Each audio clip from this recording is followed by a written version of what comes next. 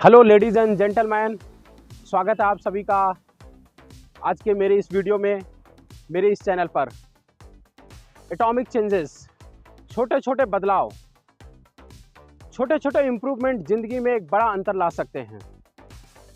जब भी हम लोग किसी गोल या टास्क या किसी बड़े प्रोजेक्ट की बात करते हैं तो हम जब उसको देखते हैं तो हमें बहुत मुश्किल लगता है, बड़ा लगता है। ऐसा लगता है कि इतना बड़ा टास्क, इतना ह्यूज डिफरेंस हम कैसे पैदा कर सकते हैं। How can we achieve such a great task, such a great goal in our life. एक चीज़ याद रखिएगा कि जब भी हम किसी बड़े टास्क या बड़े गोल को हासिल करना चाहते हैं तो ज़रूरी नहीं है कि हम उस टास्क या उस गोल या उस मंजिल को एज ए होल देखें, उसको उतना बड़ा देखें जैसा वो दिख रहा है। उसको हम छोटा छोटा टुकड़ों में कर करके भी उसको पूरा कंप्लीट कर सकते हैं। That my dear friends, ladies and gentleman, tiny changes make the remarkable differences. छोटे छोटे बदलाव, एक 1% इम्प्रूवमेंट एक बड़ा इम्प्रूवमेंट ला सकते हैं, एक बड़ा माइलस्टोन क्रिएट कर सकते हैं। इस चीज़ को मैं आज आपको एक स्टोरी या एक केस स्टडी के माध्यम से बताना चाहूँगा। ध्यान से सुनिएगा और इस केस स्टडी से कुछ सीख, कुछ लेसन लेके जाइएगा अपने साथ। वो दौर था, वो साल था 2003 का। It was the period of 2003। British cycling team, British की जो साइकिलिंग टीम जो ओलंपिक्स में हिस्सा लिया करती थी, आपको ये सुनकर जानकर आज बहुत हैरानी होगी कि टिल 2003, साल 2003 तक, जब से ओलंपिक चला था टिल 2003 तक ब्रिटिश की साइकिलिंग टीम ने सिर्फ और सिर्फ एक गोल्ड मेडल जीता था। और वर्ल्ड की सबसे बिगेस्ट कंपटीशन साइकिलिंग का, जिसका नाम है tour de France. Tour de France में तो उनकी हालत इससे भी ज़्यादा बदतर थी। सुनकर आपके होश फाख्ता हो जाएंगे कि टूर डी फ्रांस जब वो शुरू हुआ था ऑलमोस्ट 1903, आई थिंक 1903 या 1904 से लेकर 2008 तक इंग्लैंड की टीम ने एक भी टूर डी फ्रांस नहीं जीता था।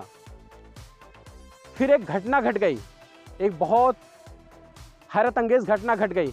इंग्लैंड की टीम की अथॉरिटी, जो उनके एडमिनिस्ट्रेटिव होते हैं, एडमिनिस्ट्रेशन ने एक फैसला लिया। उन्होंने एक कोच हायर किया। कोच का नाम था डेविस ब्रेल्सफोर्ड। डेविस ब्रेल्सफोर्ड जी बहुत ज्ञानी कोच थे। उनको दुनिया का भी बहुत नॉलेज था, उनको स्टडी का भी बहुत शौक था। And the most wonderable thing and the most surprising thing was that Davis Brailsford was knowing how we can get the big differences by making the small improvement. Davis Brailsford ने एक काम किया। उन्होंने इंग्लैंड की team में, England के cycling के जो कैंडिडेट थे, उनमें हर उस जगह इम्प्रूवमेंट की तलाश शुरू की जहां भी कुछ गुंजाइश थी। डेविस ब्रेल्सफोर्ड ने उनको जहां जहां लगा कि यहाँ पे ये चीज़ इम्प्रूव की जा सकती है, उन्होंने हर उस चीज़ में, हर एक ब्लॉक में डिफरेंस ढूंढने की कोशिश की, हर एक ब्लॉक में पॉसिबिलिटीज़ ढूंढने की कोशिश की जहाँ पे इम्प्रूवमेंट कर सकते थे। उन्होंने इम्प्रूवमेंट्स कहाँ कहाँ किए, सुनिएगा। उन्होंने साइकिलिंग की सीटिंग में अरेंजमेंट किए। He made the seats of cycles cushionable. He made height in a proper way according to each and every candidate. हर कैंडिडेट के हिसाब से साइकिलिंग की जो सीटें थी उसको उन्होंने बनाया। साइकिल की कुशनिंग को इम्प्रूव किया। उन्होंने उनको, जो इंग्लैंड की टीम, साइकिलिंग टीम कपड़े पहनती थी, उन कपड़ों में बदलाव किया। He made them wear electrically heated over shorts. जो उनके शॉर्ट्स हुआ करते थे, जो पहनते थे साइकिलिंग के टाइम पे, उसको इलेक्ट्रिकली हीटेड बनाया, क्योंकि इंग्लैंड में बहुत ठंड हुआ करती है। तो उनको ये पता था। उन्होंने देखा कि मसल कॉन्ट्रैक्शन और रिलैक्सेशन ठंड में कम होता है, उससे उनके परफॉर्मेंस पे अंतर आता है। उन्होंने वहाँ पे बदलाव किया। एंड लेडीज एंड जेंटलमैन, आपको हैरानी नहीं होनी चाहिए कि वो यही नहीं रुके। he didn't stop only till here. उन्होंने he found out the cities or the country's best dietitian. उन्होंने उन सबके खान पान, उनकी डाइट में भी चेंजेस किए। ही एडवाइज देम प्रॉपर डाइट, जिससे उनके वेट हल्के हो सके, जिससे वो लाइट वेटेड हो सके। और उन्होंने उसके साथ ही one more thing he made a change that even the dresses और clothes whatever they wore during that competition, उस कंपटीशन के टाइम पे जो कपड़े पहनने थे उसको भी उन्होंने प्रॉपरली अलग से डिज़ाइन करवाया, फैब्रिक अच्छे इस्तेमाल किए, एरोडायनेमिक बनाया। और यही नहीं, उससे भी हैरानी की बात, उन्होंने इंग्लैंड की कंट्री के बेस्ट साइकोलॉजिस्ट बुलाए, सबकी ब्रेन स्टडी किया।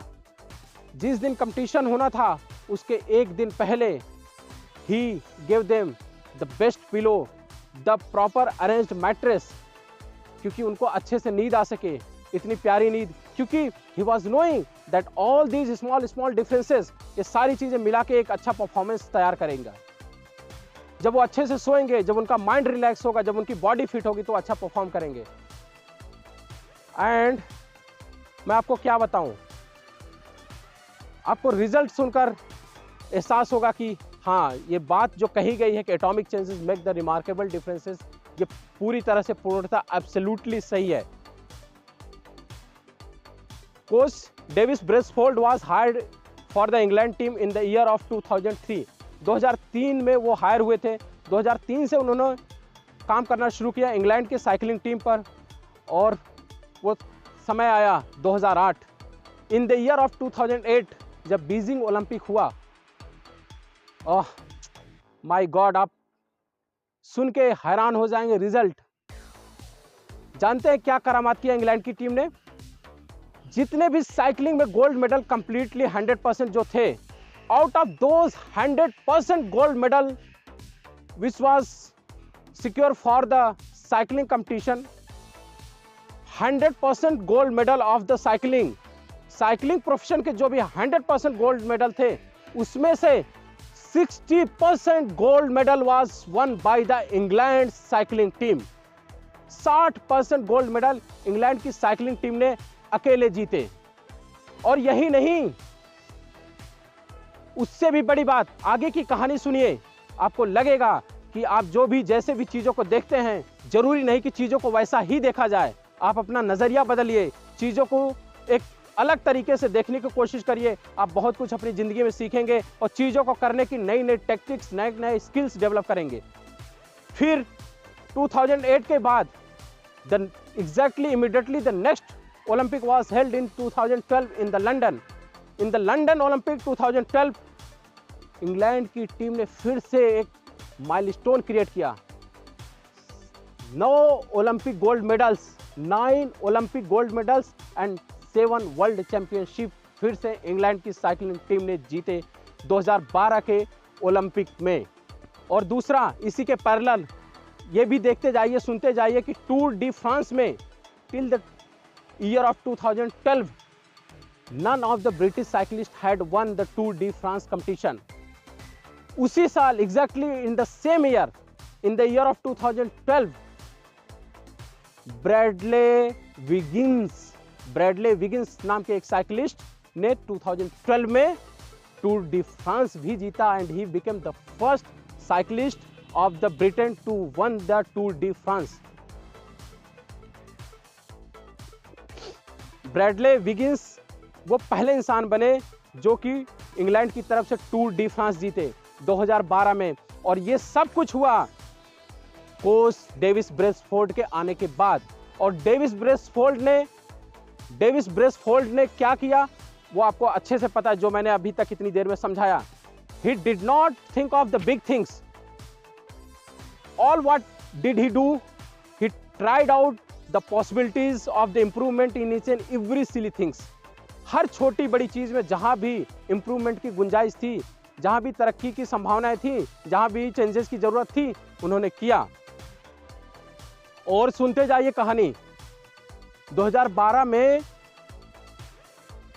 ब्रैडले विगिंस ने जीता टूर डी फ्रांस immediately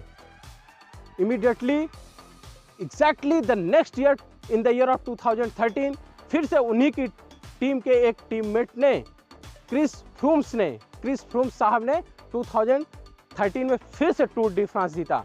और 2013 ही नहीं, 2013 के बाद एग्जैक्टली एक साल छोड़कर 2014 में वो नहीं जीत सके। उसके बाद फिर से 2015, 2016, 2017 consecutive 3 years Tour de France was won by only and only this person, Chris Froome's. आप अगर फैक्ट और डेटा की बात करते हैं तो 2012 से लेके 2017 means out of these 6 year, इस 6 सालों में इंग्लैंड की टीम ने 5 टूर डी फ्रांस जीत गए। 100 सालों में एक भी टूर डी फ्रांस नहीं जीते थे और 6 सालों में 5 टूर डी फ्रांस जीत गए। इतना ही नहीं, अगर आप उस दौर उस एरा की बात करते हैं तो ये सदियों तक युगों तक ब्रिटिश की ओलंपिक टीम में, ब्रिटिश की साइकिलिंग हिस्ट्री में याद रखा जाएगा। सिंस ईयर 2007 टिल द 2017, इस 10 सालों में उनका रिकॉर्ड जानते हैं आप? क्या जानना चाहेंगे? ध्यान से सुनिएगा। 2007 से लेके 2017 तक 10 सालों में इंग्लैंड की टीम ने 178 वर्ल्ड चैंपियनशिप्स जीते। साइकिलिंग टीम की बात मैं कर रहा हूं अकेले। 2007 से लेके 2017 तक, out of these 10 years, in these 10 years, England cycling professional teams won 178 world championship and 66 Olympic and Paralympic gold medals. 178 world championships, 66 Olympic and Paralympic gold medals and 5 Tour de France they won. क्या समझे? क्या कहना चाह रहा हूं? बात कुछ समझ में आ रही है? कुछ शिक्षा, कुछ लेसन मिल रहा है इस वीडियो से? Aggregation of the small improvements, accumulation of the small improvements, accumulation of the silly improvements can take you till the heights of Mount Everest. 1% improvement रोज करिए, बहुत बड़ा डिफरेंस क्रिएट कर सकते हैं। एक पेज, एक किताब की रोज पढ़िए, at the end of the year 365 page पढ़ जाएंगे। हर महीने में 2 बुक रीडिंग की हैबिट डालिए, at the end of the year 24 किताबें खत्म हो जाएंगी। लेकिन जब 24 किताबों का बंडल बनाकर बैठ कर देखेंगे तो लगेगा नहीं कि आप 24 किताबें इतनी आसानी से पढ़ सकते हैं। और आपको तो सिर्फ ये सोचना है कि हर 15 दिन में किताब कैसे खत्म करें। आप हर 15 दिन में अपना काम करते जाइए, हर 15 दिन में किताब खत्म करते जाइए, और you will come up with the fabulous result. At the end of the year you will be end of the 24 books you have finished reading. Bas, that's all. Thank you very much. Keep watching my videos to make your life productive, to transform your life, get the success in your life. That's all. Thank you very much. Thank you.